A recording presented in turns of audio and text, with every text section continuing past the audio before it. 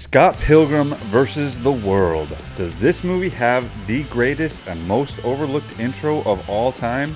Hello again, ladies and gents, and welcome to another Too True SMEG review. I am on a mission to find the best intros to TV shows, video games, and movies, and this week I will be reviewing and analyzing the somewhat forgotten about but incredibly creative and witty movie Scott Pilgrim versus the World. Fans of this movie appreciate the video game references, the whimsical characters, the dry humor, and the absolute randomness of it all. I remember seeing this movie for the first time as a teenager with my good buddies, and it has grown on me more and more as I've gotten older. Now, this movie is not for everyone, I'll admit it. Most people I talk to about this movie either are in love with it or find it the stupidest movie ever.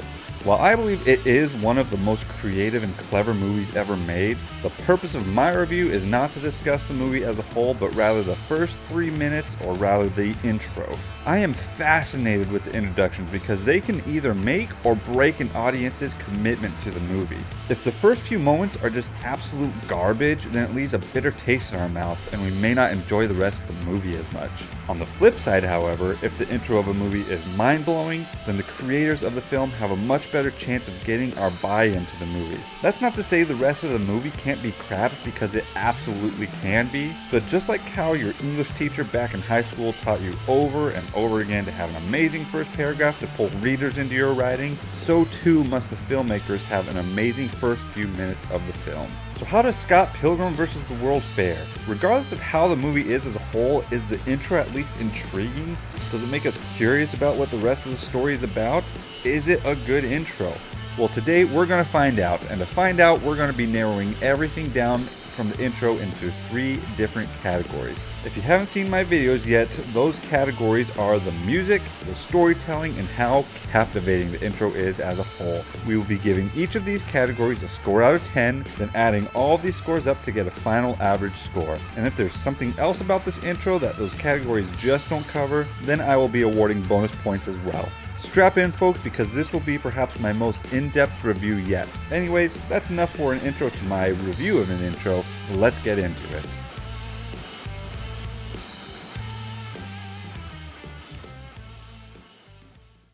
The first category we'll be looking at is the music and sound. Before I talk about the music, the sound has to be addressed.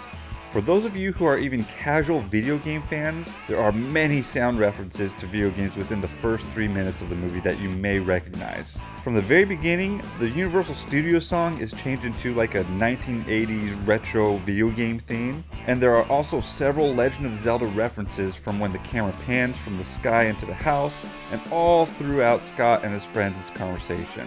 And in the background of this conversation between Scott and his friends, you can hear a Legend of Zelda theme song coming from young Neil's Nintendo DS.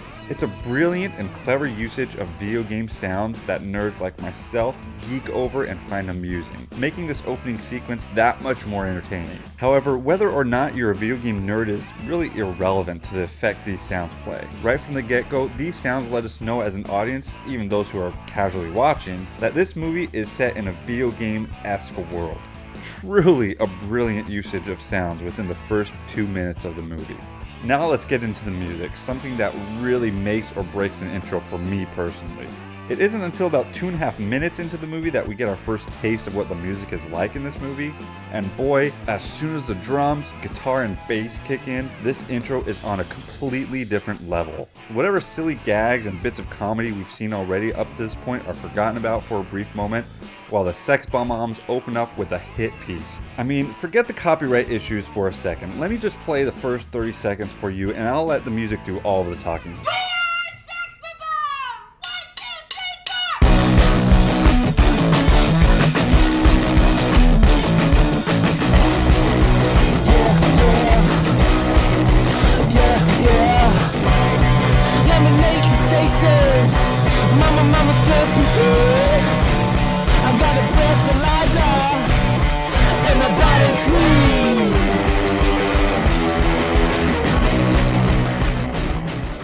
I mean, I struggle coming up with decent enough words to describe the impact and effect the song has on us as we watch the intro. All I know is that when this song comes on, I'm pumped up and have a bit of adrenaline as well. There's a reason why this song is literally on my workout playlist. For these reasons, I'm giving Scott Pilgrim vs. the World a perfect 10 out of 10 for music and sound. Truly no flaws. The second category I will cover now is the storytelling. Now, when I'm rating the intros to movies, there's really two things I'm looking at when it comes to the storytelling. First, is there a good story being told in the intro that makes sense? Is it easy to follow? And is it intriguing?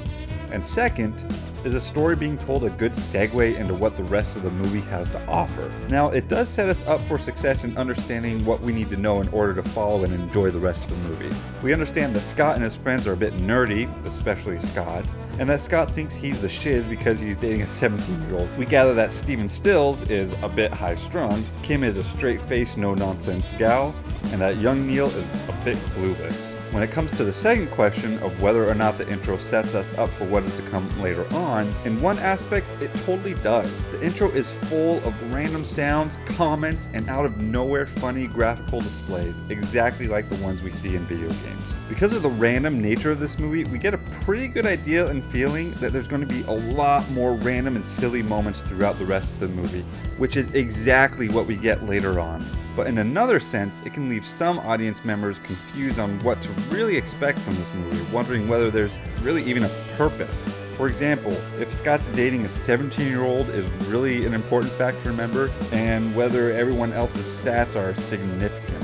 For the casual viewer, the storytelling aspect may be a bit confusing, too much to remember, or completely nonsensical. But to the viewer who is a fan of the dry humor and just in it to enjoy a fun movie, then the storytelling is everything they're wanting in the intro.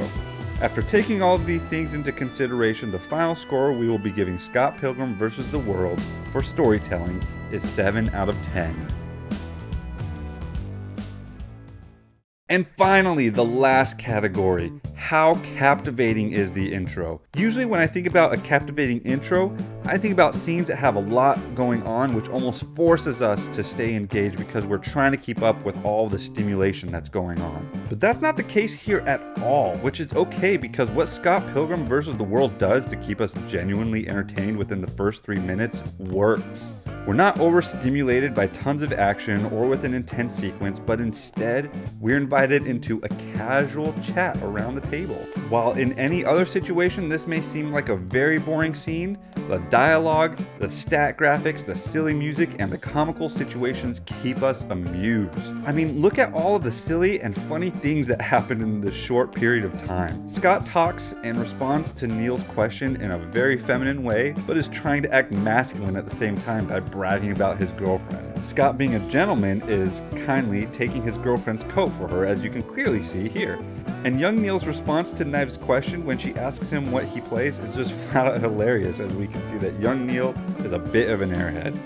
To sum up, we're presented with comical bit after comical bit and so on. This all leads to the climax of the intro when Scott and his friends rock out to the opening song. And can I just say, the way Scott dances and hops in perfect synchronization with the beat is pure entertainment.